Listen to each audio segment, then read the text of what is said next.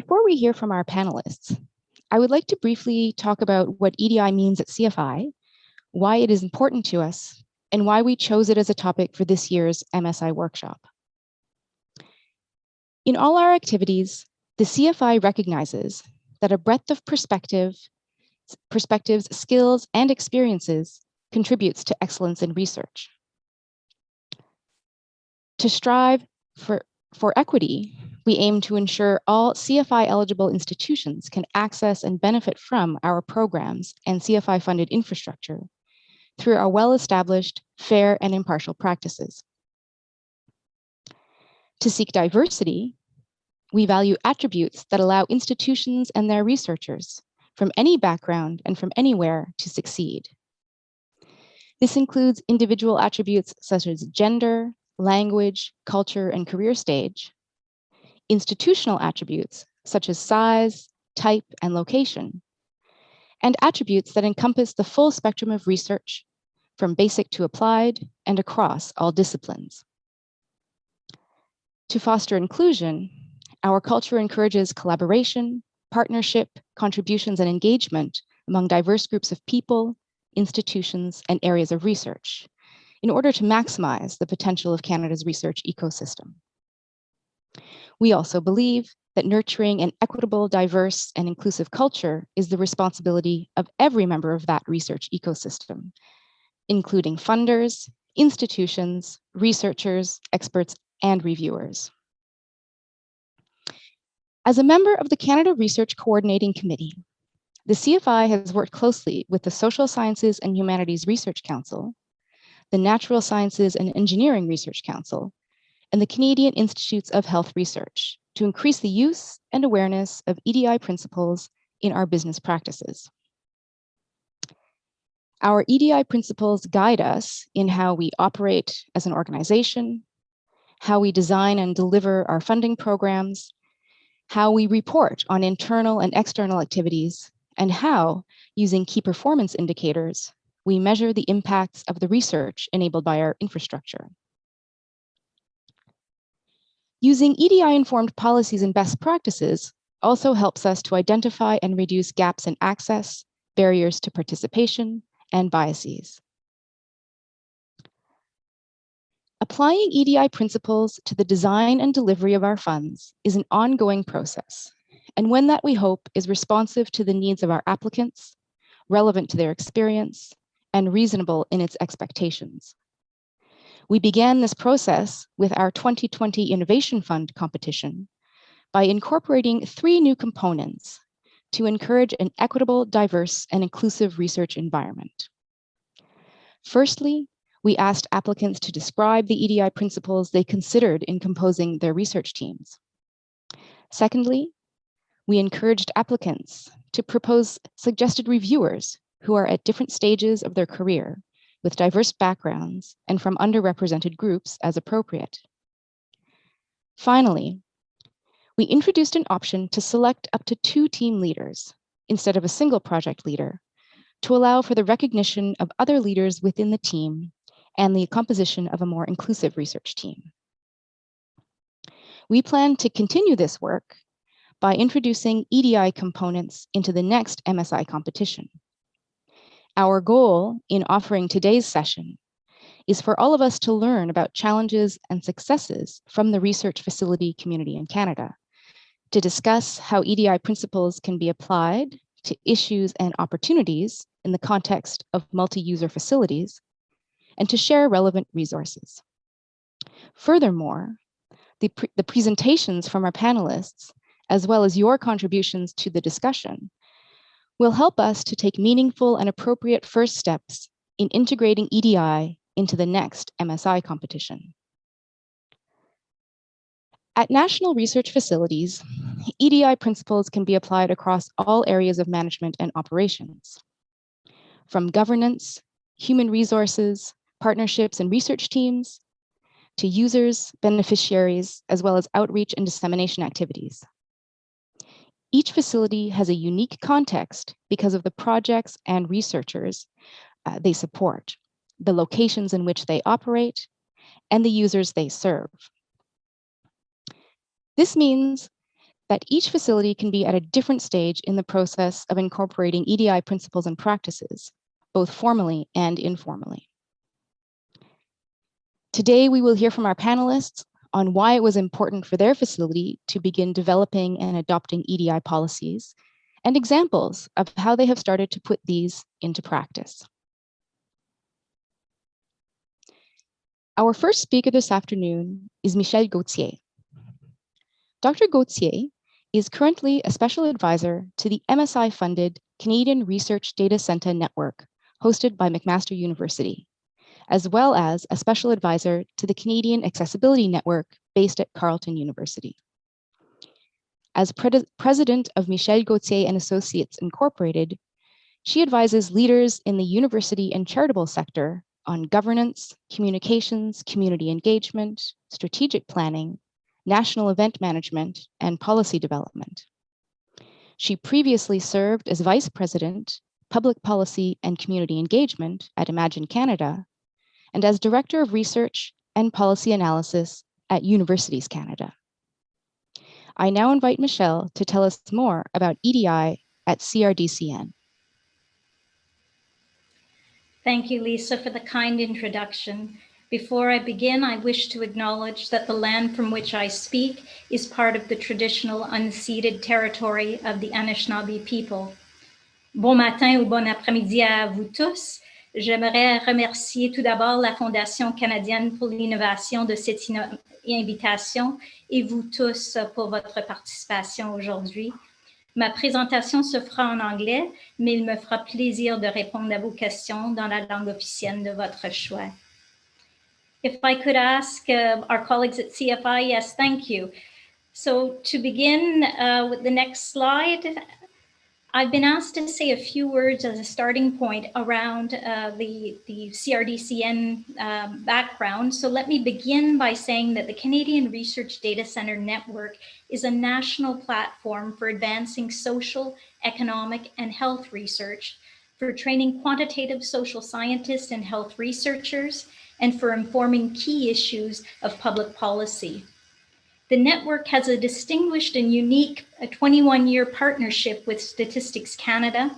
It has a small but mighty team, as I like to refer to it, of 10 staff headquartered at McMaster University, the host institution for the network, and a national reach with 33 secure research data centers operated by Statistics Canada on campuses across the country. It ranks among the best platforms for microdata access and analysis in the world. CRDCN's primary funding sources are a direct grant from CHR and from SSHRC, an MSI and IOF funding from CFI, as well as contributions from provincial governments and university partners.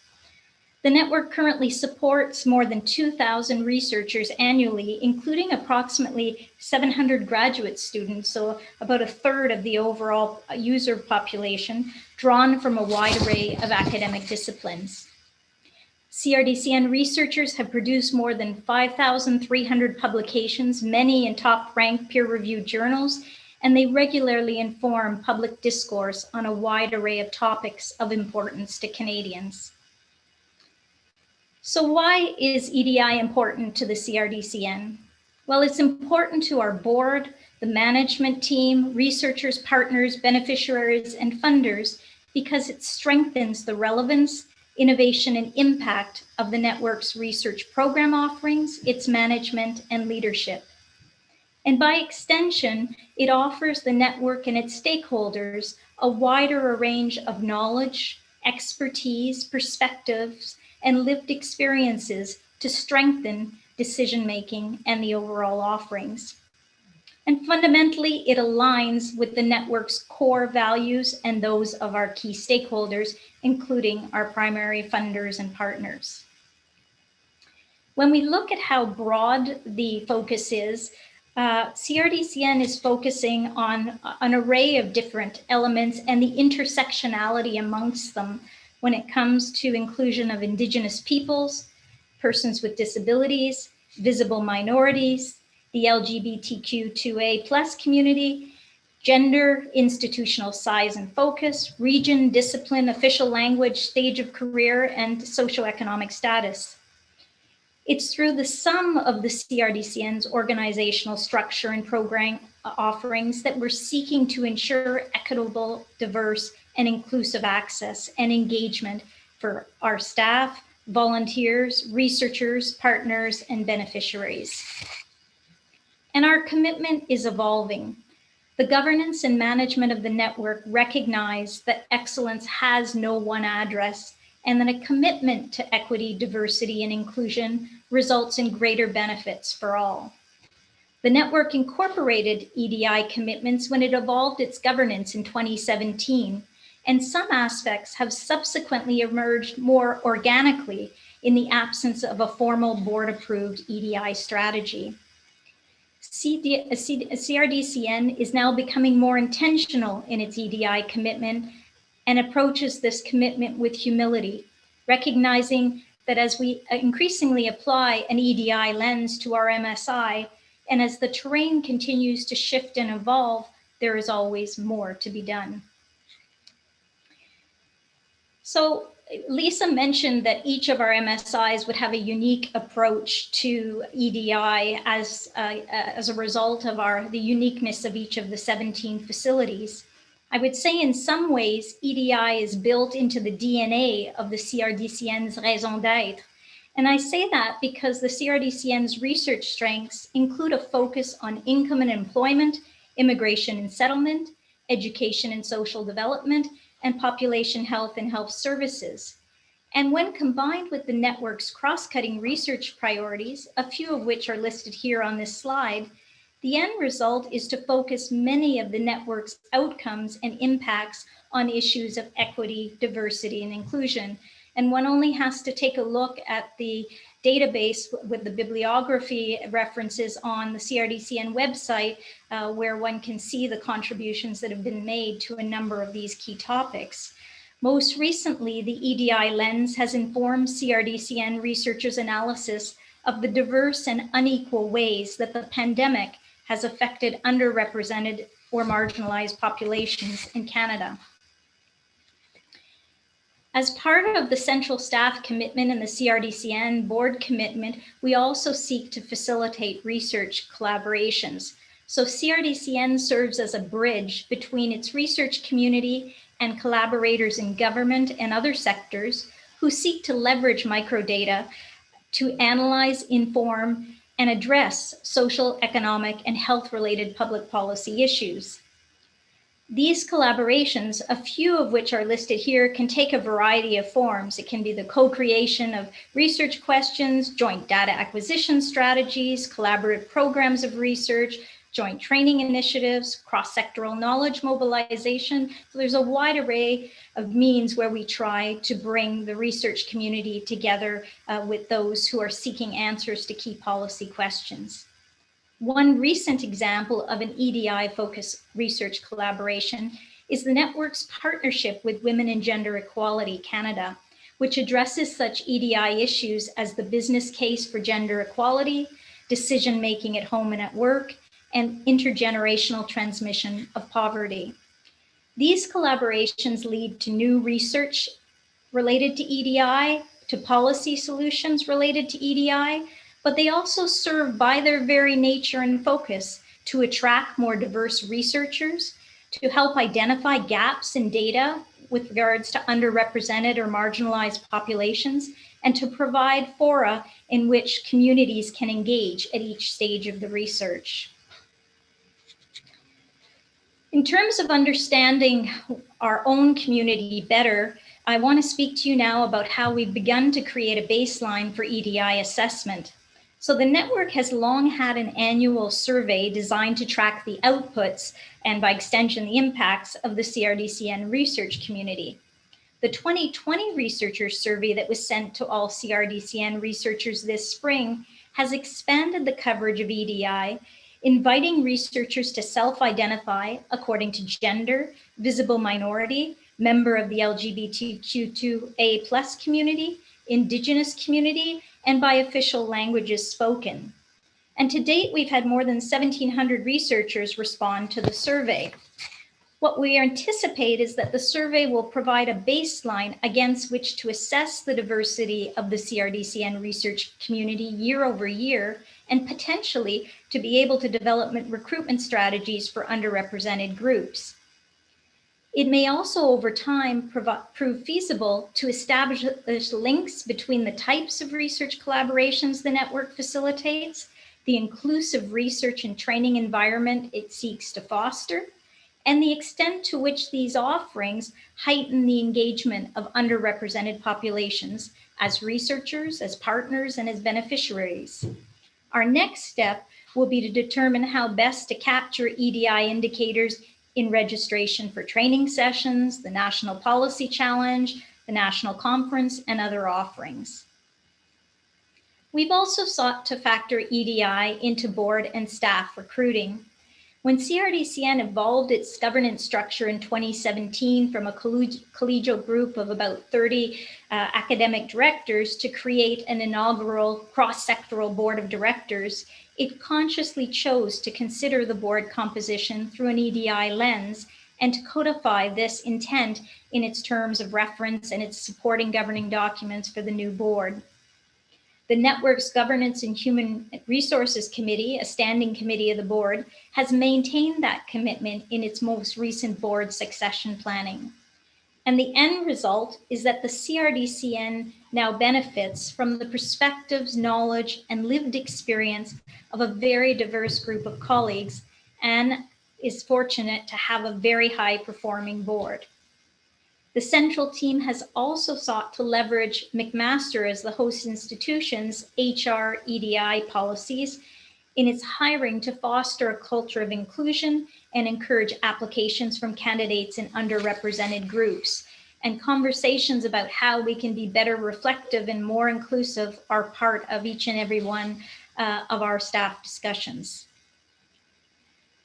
In terms of accessibility, CRDCN has recently stepped up its efforts with the help of McMaster as the host institution and Statistics Canada as its premier partner to ensure best practices in accessible documents, sites, and offerings. Chloé Roussel, CRDCN's new Director of Communications and Engagement, is currently ensuring that the CRDCN's forthcoming new fully bilingual website meets a higher accessibility rating and will eventually be at the Web Content Accessibility Guidelines version 2.0, level AA. She has converted the CRDCN newsletter to an accessible format with the help of StatCan colleagues, and best practices are being applied in the development of the network's multimedia content, ensuring that the content is accessible to hearing and visually impaired participants, and also working with vendors to address any implicit biases in the network's visual identity. Last but not least, the network is implementing a new dual mode of data access, which will allow both physical access to the RDCs, but also eventually remote access. And that will greatly increase the accessibility of its holdings to those with mobility challenges and to those in regions that don't currently have access to a physical RDC. I know that Christine and Daniela will both speak in more detail about engaging with Indigenous communities, but I did want to reference briefly CRDCN's efforts on this front. So the network has partnered with Crown Indigenous Relations and Northern Affairs Canada to launch 2 rounds of research initiatives tied to analysis of the 2017 and 2020 Aboriginal Peoples surveys. These research collaborations were successful in themselves, but in addition to this, after the 2017 round, the network facilitated a cross-sectoral workshop where Indigenous leaders helped inform and culturally interpret scholars' finding, which paved the way for an ongoing relationship between CRDCN and the First Nations Information Governance Center. Joanne Provençal, the CRDCN's research program director, now benefits from quarterly conversations with the organization to inform the network's research collaborations, and a representative from the FNIGC also sits on the Research Advisory Committee.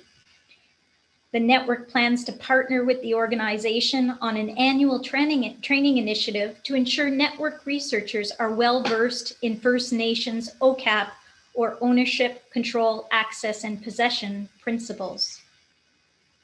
Now, I know many of the MSIs on the line host some type of national event, so I thought it could be helpful to share CRDCN's recent experience organizing its 20th anniversary conference. The pandemic pivot to a virtual event contributed to inclusiveness in our case. The network saw a fourfold increase in the number of conference participants over what had originally been planned in terms of the in-person event and what we could have accommodated at the Westin had we gone ahead as planned last November. Interestingly, almost 1,000 people registered, including many who were new to the network's offerings, underlying the value of the virtual offerings. From a socioeconomic perspective as well, the fact that we were able to offer the conference at no charge meant that a far greater diversity of participants could come because they didn't have the impediment of having to pay for travel or having to pay a significant conference fee. A key objective of the conference panel sessions was to showcase the breadth, depth, and diversity of the CRDCN researchers who have been part of the community over the last 20 years. And so as such, the network was very deliberate in selecting expert research panelists who were fully reflective not only of institutional diversity and academic discipline diversity, but of all EDI considerations. Moreover, each session was designed to allow for a more bilingual event. And this is a challenge I think all of the MSIs face on a regular basis in terms of trying to be as inclusive as possible to both official languages. In our case, what we did is we worked with the speakers to pre-record their panel remarks, which were then subtitled in the other official language. This enabled our Francophone speakers to present in their first language with full assurance that their remarks would be understood by all, and for our Francophone members of the audience to have the subtitles as they listen to some of the Anglophone presentations. The Q&A were offered live in a bilingual format, and we were able, with our moderators, some of whom French was very much their second language, but to show a commitment to making the event as absolutely bilingual as possible.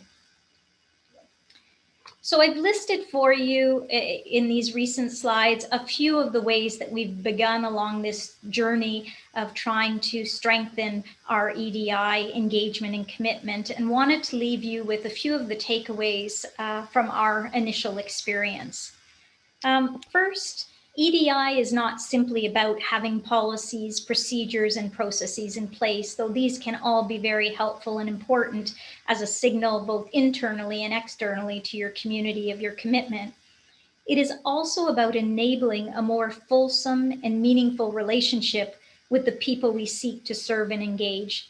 And so I encourage all of us to initiate conversations and create spaces where we can listen to, learn from, and have meaningful dialogue with the people with whom we're seeking a more equitable, diverse, and inclusive relationship. Secondly, as an MSI community, we need not invent everything from scratch. We can learn from both the successes and the missteps of others and leverage strategies, policies, procedures, and other learning of our host institutions, our fellow MSIs, our community collaborators, and our funders. Third, we need to build EDI considerations into our budgets and timelines. It does take both time and money to engage people in a respectful, inclusive, and accessible manner, but it is well worth the investment.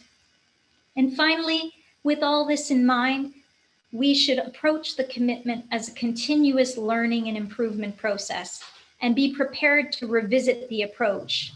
We may not always get it right, but we can always do better. So I invite you to follow us on our bilingual Twitter at CRDCN. And I want to thank again the CFI for this opportunity to share the network's efforts to date. I look forward to learning from the rich experience of our MSI colleagues to inform CRDCN's next steps. Merci beaucoup. Thank you very much. Merci beaucoup, Michel, et merci à votre collègue Chloé qui vient de partager les ressources dans notre boîte de chat. So for those of you who are just joining us, I encourage you to have the chat panel open during the session. We have colleagues who are sharing their resources with us, and colleagues from CRDCN have shared the link to find out all about their national conference. Our next speaker is Christine Barnard. Dr. Barnard is Executive Director at ArcticNet, a network of centers of excellence hosted by Université Laval. At ArcticNet, she leads a team to support, promote, and develop Arctic and Northern research. And she works closely with the scientific directors, having steered ArcticNet into a new phase of its mandate, focusing on empowering Northern communities as research partners and signing new international partnerships that bring Canada's expertise to the world. Before joining ArcticNet's senior leadership team, she managed the research program at the Centre d'études nordiques at Université Laval. Since 2006, she has served on the Canadian Polar Data Management Committee, the board of directors for the Canadian Network of Northern Research Operators, and the Hudson Bay Consortium Steering Committee. I now invite Christine to tell us more about EDI at ArcticNet. Thank you, Lisa, for the kind introduction. I'd like to acknowledge that I'm on the traditional unceded territory of the Huron-Wendat Nation. I'll be happy to answer some questions in French, but I will do my presentation in English. So with this presentation, I'll briefly present the network and some new initiatives within our network on EDI.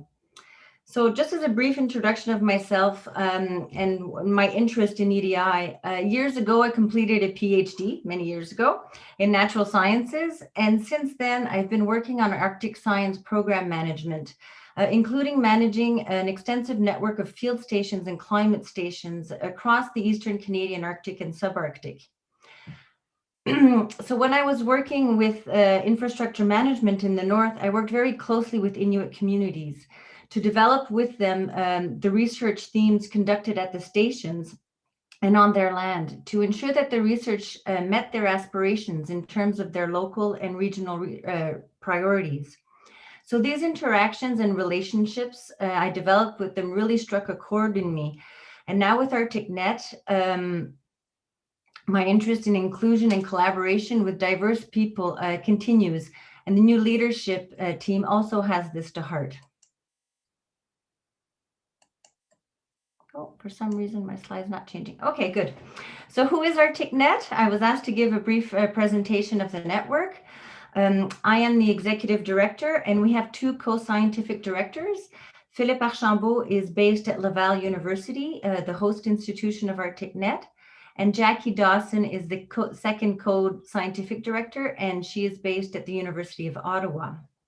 So here I'm also presenting Pascale Ropars, who is our science manager. I had to present her individually here because she is leading many of the EDI initiatives with ArcticNet. So it's important that you know her name. So Pascale Ropars is attending today, and she may jump in the Q&A if there are any specific questions on our strategy. So at ArcticNet, here's our organizational chart. We have a science program, which is really the core of ArcticNet, obviously. So a core research program that is done in partnership with research communities, with Northern communities, and also the Northern-led research program, which is North by North. I'll be speaking more specifically about North by North a little bit later, but I will give you a brief overview of our core research program. And to the right, we have our administrative center who manages our research funds and our knowledge mobilization and outreach activities.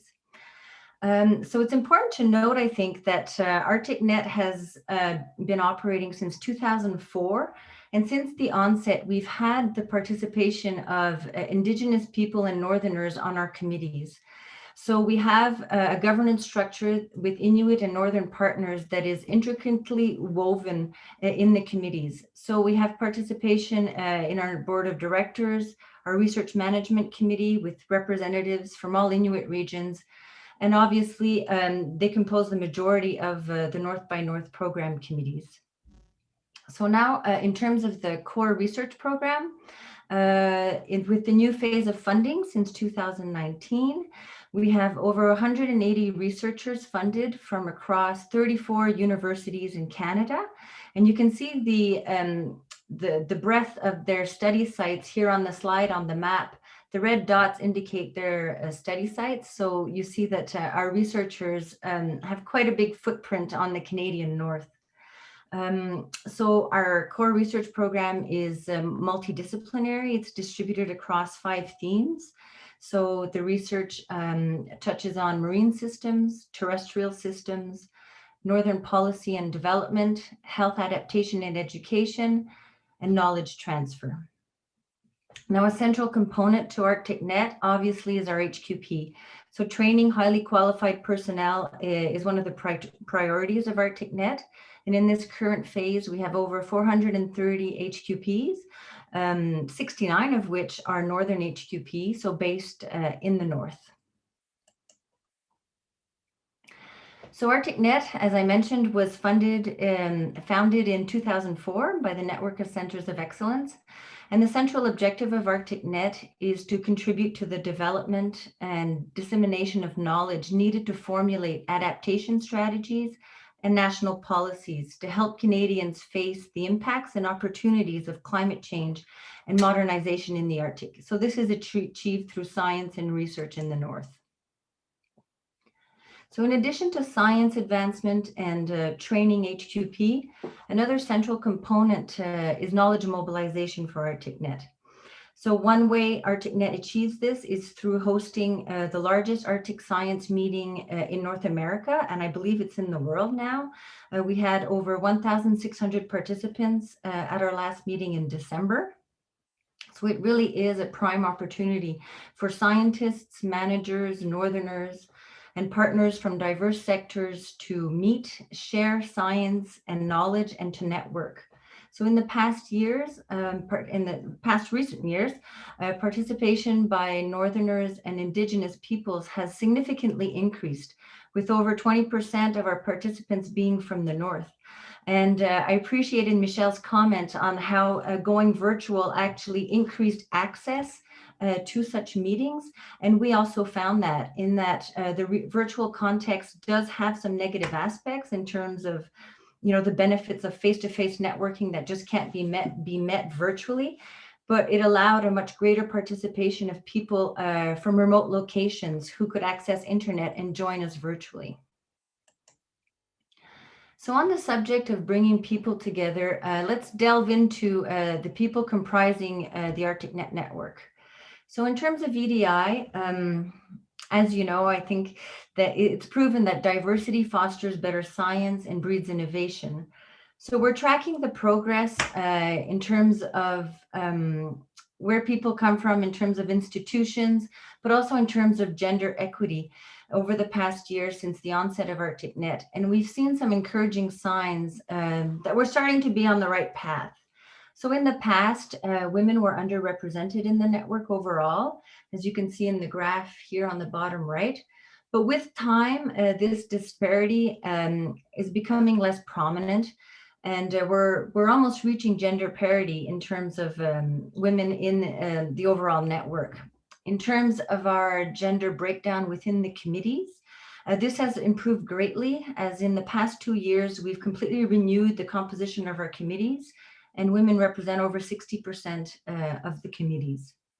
In terms of our HQP, our highly qualified personnel, we have a very strong proportion of women participating, but this percentage drops down when we go to the NIs, which are our network investigators, our researchers, drops down to 45%, which isn't so bad, but I think it's what we call the leaky pipeline, where we lose the women from being graduate students to actually attaining positions in universities and becoming scientists. So the stats are encouraging for the network, but we have to remain very attentive and vigilant and to follow the evolution of these numbers and to incorporate other EDI performance indicators in our evaluations. So in terms of the involvement of Indigenous people, one of the strengths of ArcticNet is its longstanding work with Northern partners. And in this new phase of funding, ArcticNet has developed a novel program, which I mentioned earlier, the North by North program. So this program is entirely led and governed by Inuit organizations and the territorial colleges. So the North by North program is divided into two components, the territorial research program, which I mentioned, which is led by Northern colleges and post-secondary institutions. So we've started funding research leaders there, all in the North since last fall. And the other component is the Inuit Nunangat research program led by Inuit organizations. So we're very pleased to have finished reviewing the proposals from the first call for proposals, and we're actually sending out funding letters within the next few days. So we're excited to announce that we'll be funding 11 projects with 52 researchers that are in the North. So a majority of Inuit research leaders will be funded through the North by North program. So this program has taken a bit more time to develop than anticipated, with many meetings with the Tri-Council and university administrations to explore mechanisms to transfer funds, for example, to Inuit organizations, and to align program criteria of different types of research. For example, research conducted by Inuit may and will differ from research conducted by academics, and we have to adapt and evolve our criteria depending on the different research programs. We have extremely strong support from partners, whether it be the NCE or NSERC, and especially with our Northern organizations, obviously, with this co-management of the program. So our partners, Northern organizations and regional organizations, specifically ITK, Inuit Teparit Kanatami, have done and are doing a phenomenal job. So our ongoing involvement with Northerners prompted our desire to advance in EDI and to develop a strategy for Northern inclusion, but also for our strong commitment to the entire research community towards breaking down barriers in inclusion for Northern research. So an important, very important first step, I guess, for ArcticNet, the new leadership, was to recognize the existence of barriers in Northern research that limit the full participation of many ArcticNet members and partners. So with the important steps we've taken in updating our committee compositions, in the selection of projects that were funded in this new cycle, we also hired a consultant to conduct surveys and interviews within our network to identify the challenges and gaps related to EDI within our members. So the exercise was designed to measure members' sense of belonging, empowerment, and their perceptions of career progression within the network and Arctic science in Canada. So from the survey results and from extensive consultations, a first draft of the strategy was prepared. And then this strategy benefited from the generous input of an external EDI committee who constructively criticized and built on various versions of the draft. So this committee is composed of Indigenous people, elders, youth, consultants, and researchers. So ArcticNet is extremely grateful for their input and everyone who is involved in the process. So this strategy was published online. Wasn't an official board approved policy, as it's a strategy, and we feel that it's a living document, and it's to begin the conversation and to receive feedback from our community. So we're receiving feedback, and it will be an evolving policy as issues in EDI evolve as well. So the strategy is really meant to be a living document, as I mentioned, that will evolve with comments and time. But it's important for ArcticNet that it's not just a box we can check, that we've done the EDI strategy. It has clear objectives and recommendations with goals, which we'll visit regularly. And we're just starting to develop key performance indicators specific to our EDI strategy. So then we'll be able to revisit our strategy regularly and evaluate how we're progressing or not with EDI. So the recommendations are based on areas where ArcticNet has influence and the ability to promote positive change. So for ArcticNet, we're not the employer of researchers, and we don't have authority on how teams are managed in the labs or in the field. But that said, we do have a say on the composition of committee members and on the selection of funded proposals. So on this, we're acting. And I think as a network, with this strategy, and our new and upcoming initiatives, we hope to inform and inspire the Arctic research community on best practices. So we've actually initiated several other initiatives in EDI that I'll present to you very briefly. So as you might be aware, the community of Northern research is becoming more and more diverse, with people from the north and from the south, from the Arctic Circle, from all around the globe. So one great adventure we embarked on last fall was our work with the Inclusion in Northern Research Group. So the idea was to highlight stories and amplify voices of all the people involved in Northern research during our annual conference. So these stories turned into short videos or vox pops, which were broadcasted during our meeting, and they were a real hit that garnered a lot of interest. So the initiative, I have to show the people here that worked so hard on this, the initiative was led by the fantastic group of Inclusion in Northern Research, but also RVAT Film Society, and in partnership with many organizations who felt it was important to share the diverse journeys experienced by people with regards to their involvement in Northern research. So an important part of inclusion exercises is listening and sharing, to learn from different experiences and then adapt the way you perceive the work of other people. So the diversity of stories shared during our meeting was really inspirational.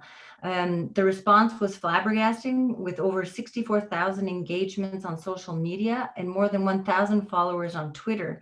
So the graph that you see here just shows the distribution of engagement here from these videos across countries, communities, and institutions, with the core being the Arctic Change Conference. So this initiative has grown from a conversation amongst a small group of people to a global conversation on inclusion in Northern research.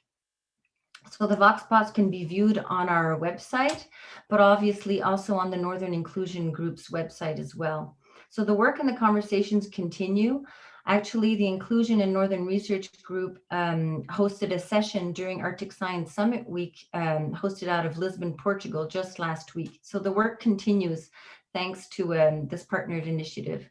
And it's important to note that the videos that were created were the work of many Inuit youth, helping to build their capacity and their empowerment in the world of Northern research. So another initiative we launched last fall is our training fund to support ethical research in the North. So an integral part of training of Northern scientists must include courses on awareness of Northern cultures and knowledge on how to conduct research in an ethical way. So HQP and scientists that are new to the North should learn about the reality of Northern cultures and how to appropriately and ethically interact with diverse peoples. So for these reasons, we launched the training fund to help support our students and members in following these courses and training sessions. So the sessions up to now have been praised by the participants, saying they raise cultural awareness and help to nurture culturally safe environments for all proponents of research. Some participants are even saying that these training sessions should be mandatory for all people going to the North for the first time. So another initiative we've started is an Arctic Research Code of Conduct. Since we're very cognizant of events of misconduct and difficulties experienced during fieldwork, so we'd like to launch this Arctic Research Code of Conduct that's specifically aimed at work at very remote sites and on research vessels. So we've reached out to national and international partners, and over 17 partners have said that they do want to participate in this. So this Code of Conduct will specifically address cultural and individual safety in the field. I must note that there are some great examples out there already.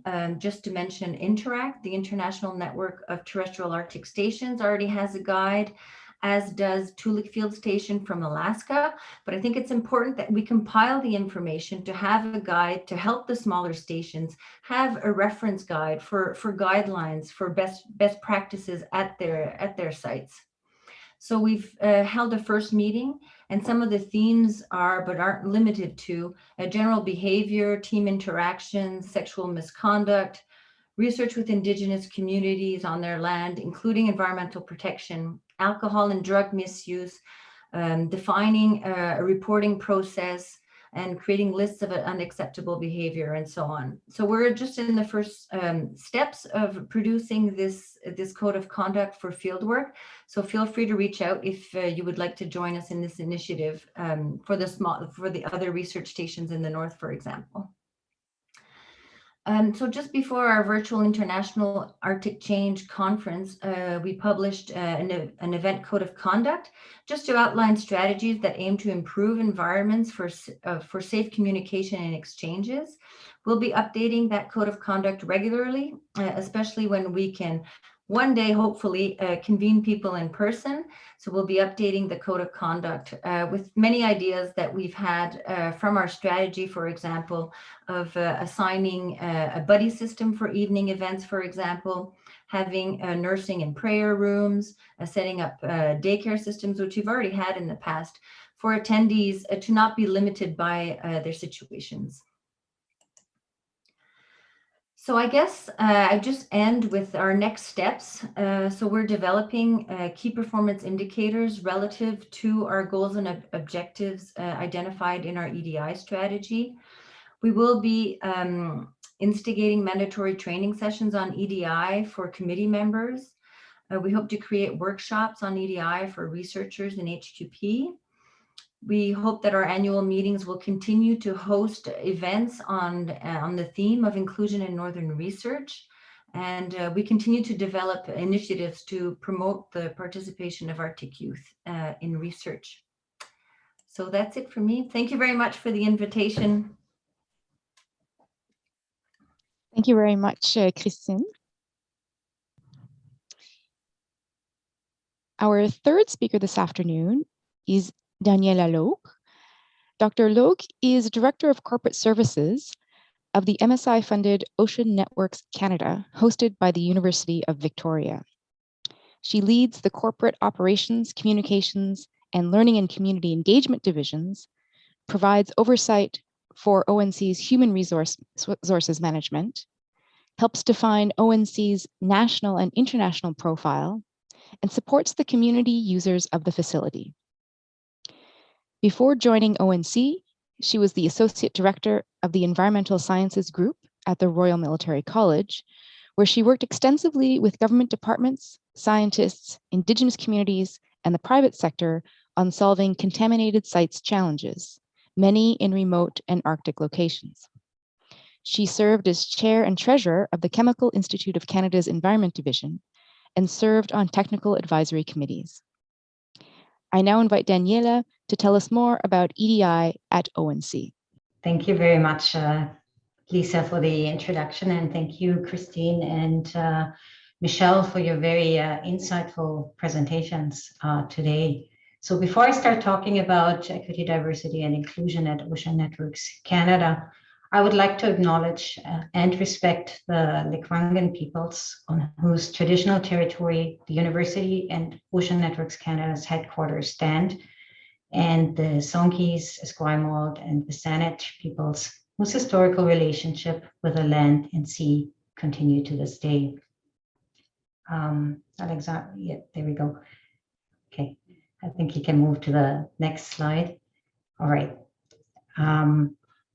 So to set the stage and the raison d'etre for Ocean Networks Canada, Canada is an ocean nation with the longest coastline in the world, and Canadians rely on healthy marine ecosystems to sustain our economy, our food supply, and our coastal communities.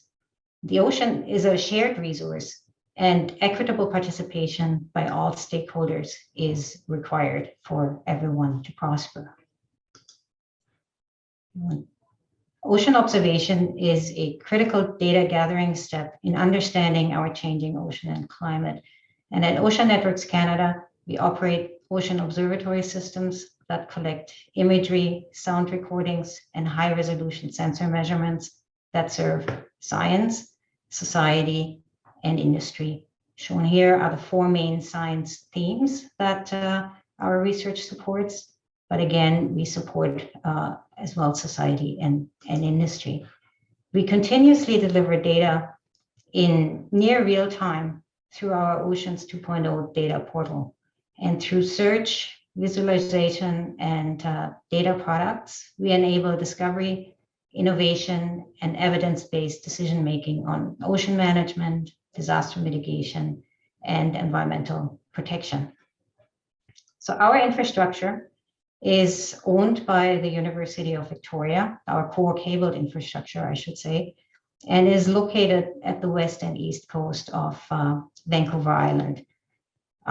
So we actually operate sort of big scientific instruments and have a fairly big, our operating budget is half of maintaining the infrastructure. We also have partnered with many coastal and indigenous communities to understand our ocean. And to make this all happen, we have approximately 165 staff members that are comprised of scientists, engineers, technical and data specialists. We have software developers, educators, communicators, and administrative staff. So that's a fairly large operation here. The majority of our staff are employed by the University of Victoria and are protected through collective agreements. And this close tie with the university really provides us with good policies and best practices with respect to equity, diversity, and inclusion. So this is a real benefit to us that we can leverage all the resources of our host university. We do report to a board of directors, and we have 3 advisory boards that guide our actions. So our EDI vision at Ocean Networks Canada is to advance equity, diversity, and inclusion within ocean sciences, both internally at ONC, at our guiding our operations, and in our relations with users, external partners, and communities. And in the following part of my presentation, I will give you examples of each sphere. So really, when we're thinking about equity, diversity, and inclusion, we're thinking about how can we remove barriers for equitable and diverse participation of all.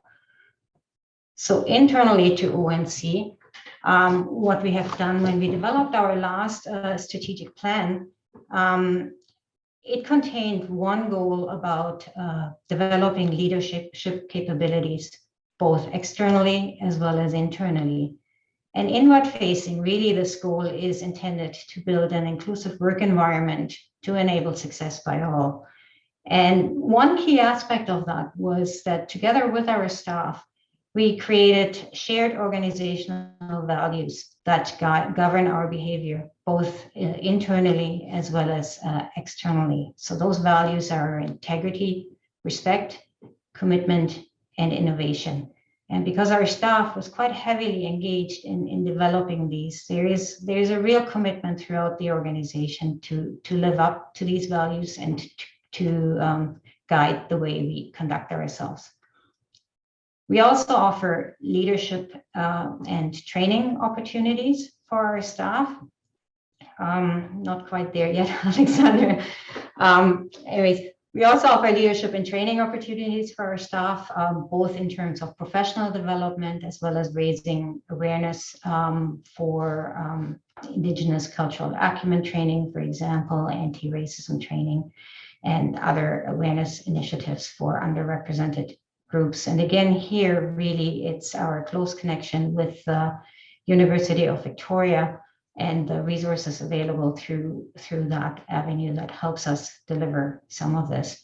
We've also been able to implement some targeted hiring practices for certain positions, and outwardly, we feature our commitment to equity, diversity, and inclusion.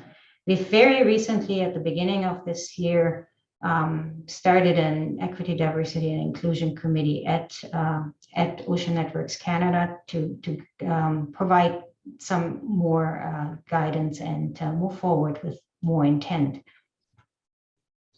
As an organization, we have a commitment to meaningful community engagement. And what we discovered was to really do this well, we needed resources. And this is a theme that I've heard both Michelle and Christine say as well. Doing EDI work really takes time and resources and a large commitment. So we needed resources that provided specialized technical and learning expertise, both within ONC as well as with our interactions with others. So we created a learning and community engagement department in 2018 that really allowed us to expand on this work. Finally, our board of directors and our advisory boards have a very strong commitment to EDI, and EDI topics are discussed as part of all meetings that are held. So how are we doing internally with respect to diversity? The university tracks the employment of 4 equity-seeking groups. So we have access to that. Well, we only have access to the data about gender. And if you look at my slides here, you can see that we're actually doing fairly well in terms of almost reaching parity on our board, as well as in leadership positions at ONC for both for senior leadership as well as managers. And we have good representation across the organization.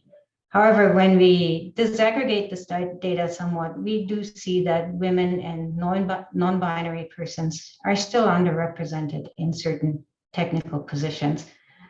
So we still have quite a bit of work to do here to help us create a more diverse work environment. So when we look at our facility and data users, we see that we have quite a broad range actually of users who access our facility and use data So those span from the science and technology community to the general public. And we want to ensure that all our users have an opportunity to access and benefit from our data.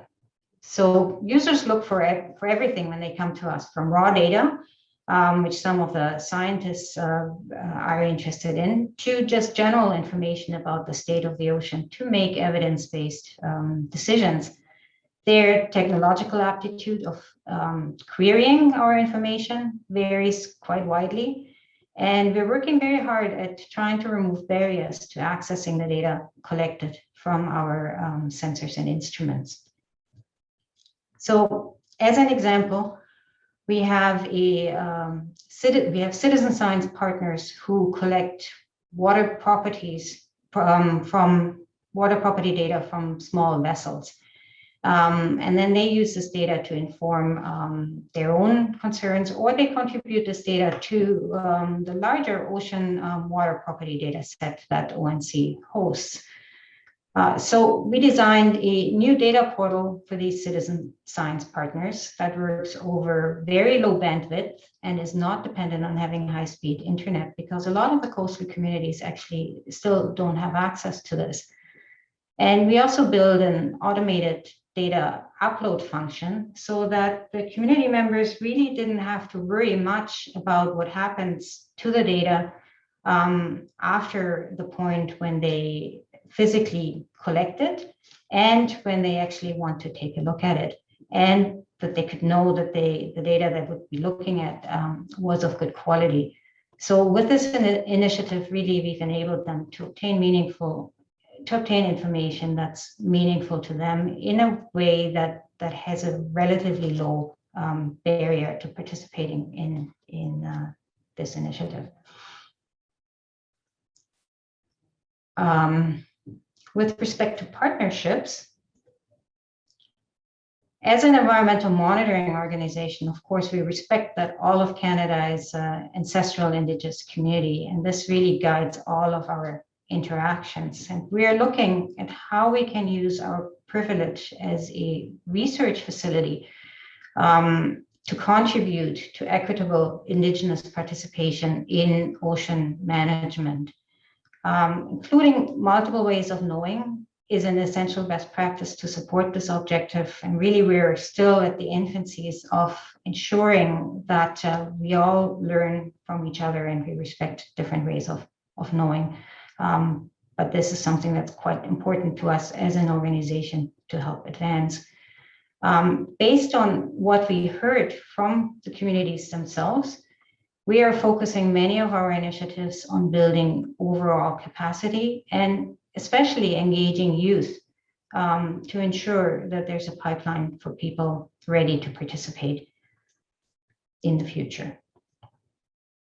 Another example in supporting our partners is for example, in the preparation of funding proposals, where we can our knowledge to assist in what information to put together, and then assisting also with the operation of the infrastructure and access to data to answer questions that are of relevance to them. So having this mechanism in place ensures that this major science infrastructure is actually collecting information that's of interest to scientists as well as communities and policymakers. So how do we know that we're making progress in equity, diversity, and inclusion? What I'm showing you here are the key standard performance indicators that we currently use to report to CFI on progress for our operation and impact of Ocean Networks Canada.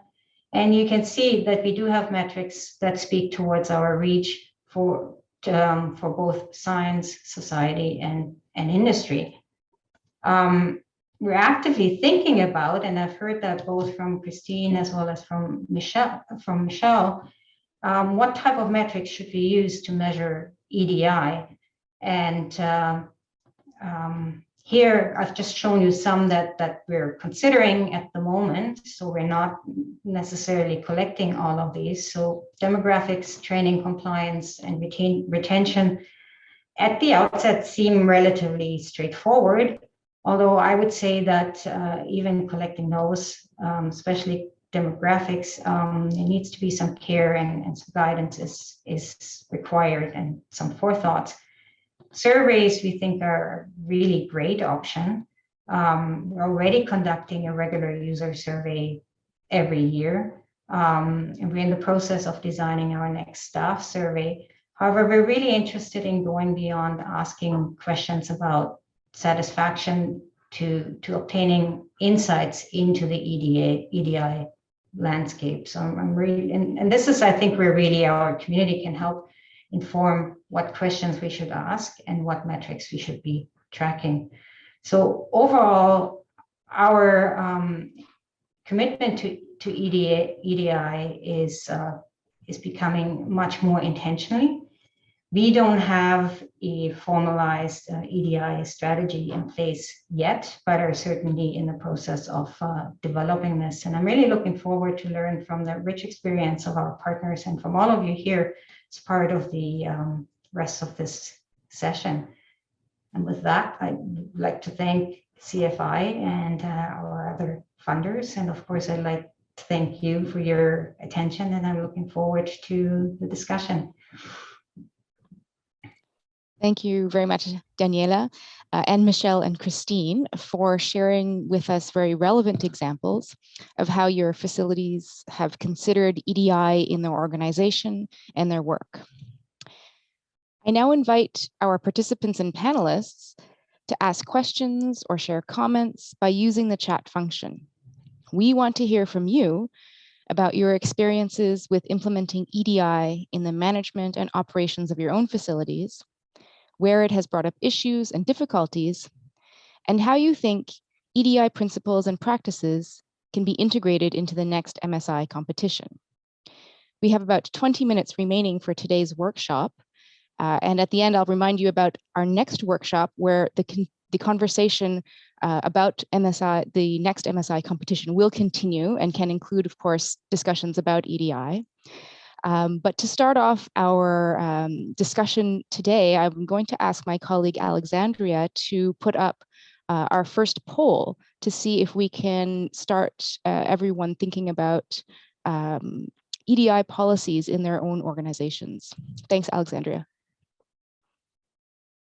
Okay, I can see the answers coming in, and we have sort of real-time results for the question. Out in front is the answer that my facility does have some form of EDI policies, whether they be strategies, action plans, or statements, but they are from the host institution. And I think that is something that Daniela talked quite a lot about the support that Ocean Networks Canada gets from the University of Victoria. And I might start out, since I don't yet see any other questions in the chat box, I'll start by asking our panelists whether or not their experiences with trying to reconcile the different requirements for EDI, whether it be measuring EDI, integrating it into HR policies. So reconciling the different requirements that come from the host institution, which is, of course, under a provincial mandate, and other funders, CFI or CIHR, NSERC, SHIRC, that come under sort of federal mandated EDI requirements. Does anybody want to answer that question first? I can chime in very briefly here. Okay, thanks. Yeah. So our host institution is University Laval, and I think they had published a few years ago a draft EDI strategy, but since then they've been working on improving it and have not released an official strategy. They just hired an EDI consultant full time. So I was working with that person as well in terms of, and they were part of our external EDI committee to help us along the way with our strategy. But given the specific nature, I guess, of the network of ArcticNet being very northern focused, we felt that we needed our own strategy that better reflected the composition of the network. So we went ahead and did our own strategy, but in very close consultation with our partners and our host institution. Mm-hmm. Okay. Thank you, Christine. I can maybe jump in, Lisa, and just give you a little bit of a sense in terms of the CRDCN. If we take accessibility, for instance, we fall under the McMaster policies and follow the AODA strategies there. So that presumably is, a higher level of compliance than one would have if we were looking at a nonprofit with, 10 employees. And so it's a positive stretch goal in that regard. At the same time, we obviously are working in a very unique partnership with Statistics Canada. So the federal government policies, procedures, and specific work that StatsCan is doing in a leadership role around the development of data on the EDI statistics informs the work we do as well. So I think, for those colleagues across the country who have multiple funders at various levels of jurisdictions, one of the things that would be interesting at one point is to get a representative from each of those key stakeholders or funders in a room together and to talk through the similarities and differences in the ways that we can leverage more effectively across, so that we can be assured that we're meeting the expectations of all those with whom we engage. And where there are discrepancies or there are elements that need to be reconciled, we can do that in a positive dialogue. Thanks very much, Michelle. Yeah, and from our perspective, certainly, we do have the ability to collect some demographics throughout our host university. When it comes to our own staff, our challenge lies in considering whether we even should be collecting demographics from our users at this point in time. We started thinking along those lines, but really have shied away from even going that way at this point in time. Thank you, Daniela. Okay. Lisa, I noticed that someone has asked specifically about, the extent to which people are prepared to self-identify. And I thought it might be interesting. As I say, we're early on in this process in terms of the most recent survey. But when I took a look at the early numbers, was finding that across the key indicators that we were asking for, that people for the most part were very open to identify. We have included I prefer not to answer as a category to respect the preference and the place of each colleague who's responding as a researcher. But, some of the early numbers that have come back in our case, perhaps not surprisingly, we have actually more women than men within the network, which kind of falls within the social sciences and health research population.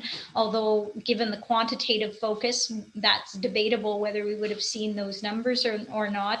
But, when we asked, for instance, around gender fluid, non-binary, and two-spirit, we did get answers there as well. So people are presumably feeling comfortable or welcoming the opportunity to identify in that way. And we actually, on the visible minorities indicator, had upwards of more than 26% of the respondents who identified as visible minorities. Almost 30% of the people who responded indicated that they were either solely French language speaking or bilingual, able to speak both. So that informs the efforts going forward as well. So I think if we give people the opportunity to indicate these various, being from various communities, that can be quite helpful to inform the work that we do going forward, but not in a way that's in any way means either oppressive or insistent on requiring them to do that, or de facto having to choose an option that is neither or none of the above. So that additional indication in the surveys of prefer not to answer, I think is an important addition in each and every one of our listings. Thank you, Michelle. And actually, I will add too, from the experience that we've had at CFI in working with our tri-agency colleagues to revise our self-ID questionnaire, which some of you may have seen we just launched last week on our online portal. It's using those best practices, as you described, Michelle, by offering answer options that give people the most choice, and also give them the option to not provide the data in the surveys. And our experience has been that it's so common now and almost expected from the community that through many processes they will be asked to self-identify. And we've tried to coordinate so that what they see when they come to the tri-agencies is very similar. And so that also helps sort of acculturate the community to the terminology that we're currently using, and also to solicit feedback, because it is an ever-evolving process, and terminology is one area, of course, that is evolving all the time. And so we've right up front said that we have timelines to revise the questionnaire based on feedback as well. And speaking about the self-identification data, there's another question that asked about going beyond or the sort of traditional underrepresented groups that have been used based on the Employment Equity Act of Canada. And this is at the federal level here I'm speaking. But again, by revising the self-ID questionnaire that the tri-agencies and the CFI are using, we're adding more different categories or more ways for people to identify, and that brings an increased intersectionality to the data, which we can then it's a better picture or a better idea of what the community is, and it helps more people participate in the process of self-identification. We still have about 10 more minutes, so I would encourage participants and panelists to continue to keep the chat open and ask questions, or if anybody would like to share their experiences at their facilities also going through the process of adapting or developing policies. Actually, Alexandria, might I ask you actually to put up the second poll that we had for our audience and panelists. So training of staff and co-creators of research came up in I think all three of our presentations this afternoon. And Christine from ArcticNet talked in detail about a particular initiative that they had with training. So it was something we were interested in finding out from our audience today, how they provide training in their facility, not only for the staff, but perhaps even also for their user community. Okay, I see the answers coming in for our poll. 49% of the respondents say no, the facility does not currently provide training to staff. Well, the question was specifically research with Indigenous communities and organizations. So that is, EDI is much broader than that as well. We have time for one or two more questions, and someone is asking about, again, related to the self-identification questions, the demographic, collecting demographic data and having it comparable over time. Now, this sort of comes to the forefront when we're talking about developing our key performance indicators, and Daniela talked a bit about the ones that ONC is currently using and that they're thinking of developing. So I was wondering whether or not any of our panelists would be able to talk a little bit more specifically about the KPIs that they're using and the comparator data that they plan to use for their KPIs. Process of developing our KPIs. So I know they're going to be, compared to obviously to our objectives and goals in terms of number of people who have followed training sessions, number of researchers that are participating in Northern-led projects, for example. So all of these will be developed according to our goals and strategies, but I would really like to hear more, Daniela, Loock. I took screenshots of your KPIs to see how we could modify those or inspire ourselves from them. So I'd be interested to hearing how you develop them. I saw some goals of your EDI strategy that's not finalized yet, but if you could share some of the process, I guess, that you went through to develop your KPIs. Well, I should say we are still in the process of developing our KPIs as well. So the ones that I've put up there are the ones we are considering off tracking. So the ones currently we're using it look at, for example, active collaborations and Indigenous community engagement, which we're specifically speaking towards the EDI, but those already have some I guess they're derived KPIs where you could look at EDI ties into this. In terms of specifically measuring our EDI progress, training compliance is one, as you mentioned too, that is relatively, like one can think about it and one comes to an approach relatively quickly. When we look at, for example, staff retention or user retention or partner retention, building long-term partnerships, that is one that we currently track informally, where we look at, in particular, when we talk about partner retention, where we look at, do we have long-standing engagement that lasts longer than 1 year or just one project, and does lead the engagement we currently have to any additional collaboration with these partners. And then the next line of thought we have there then is more qualitatively, what is the quality of the interaction we have? Are we simply providing data, or are we sharing information, for example? Are we implementing projects that are co-led, for example, or even led by others where we're just in a support function, which we would think is really a success from the perspective of removing barriers, enabling others to have access to the data.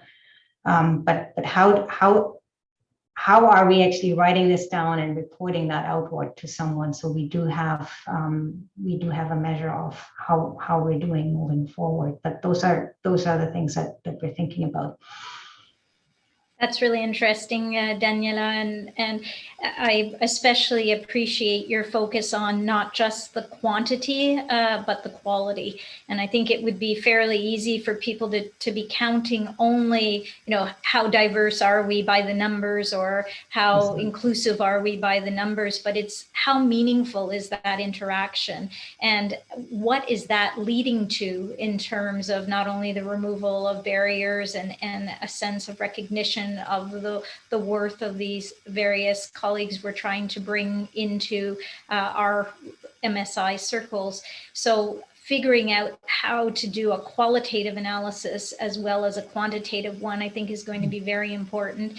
And then I think for all of the MSIs, as we look back at the KPIs that are already required of us, Lisa, as an MSI, both the ones that you asked for across all facilities, and then some of the ones that are facility specific, bringing an EDI lens to each one of those and say, well, what does optimal use really mean in this context? Because, in the case of CRDCN, optimal use is primarily about the extent to which we can have the StatCan analysts vet as many of the research outcomes as possible so that we can have impacts from that. So it's less about how many even people are in seats than the actual ability to extricate the analysis. Well, when we try to think about that through an EDI lens, how does that change the nature of the access that we're looking to offer? Or when we're talking about collaborative research programs and we talk about bringing in members of these communities to help inform early stage research question development, or how we're even going to go about building those research projects, how do we capture how that presence at that early stage has had an impact throughout the full design, development, execution, and knowledge mobilization of the research at the end? So they're complex questions, and they deserve complex answers, I guess is what I'm saying. Thank you very much. We won't have time, unfortunately. It's 3 o'clock to get to any further questions. I have just added a link into the chat in response to a question that came in a bit earlier about looking for resources and funding to support an organization trying to implement EDI activities and initiatives into their work. There's an interesting new program that NSERC has started, especially for that institutional capacity building for EDI. I would just once again like to thank our 3 panelists today, Michelle, Daniela, and Christine, for sharing their expertise and experiences, and as well as our participants for joining in on the discussion. A reminder that on our workshop website, you will find more detailed biographies of today's panelists, the recording of last month's workshop on cybersecurity, and the link to register for our 4th session on April 27th, which will be about the next MSI Fund competition. And as I said, we'll probably continue the discussion that we started today about EDI and key performance indicators as well. We hope to see everyone again at our final workshop session and wish you all a good afternoon. Thank you very much. Bye-bye. Thank you. Thank you very much. Bye-bye.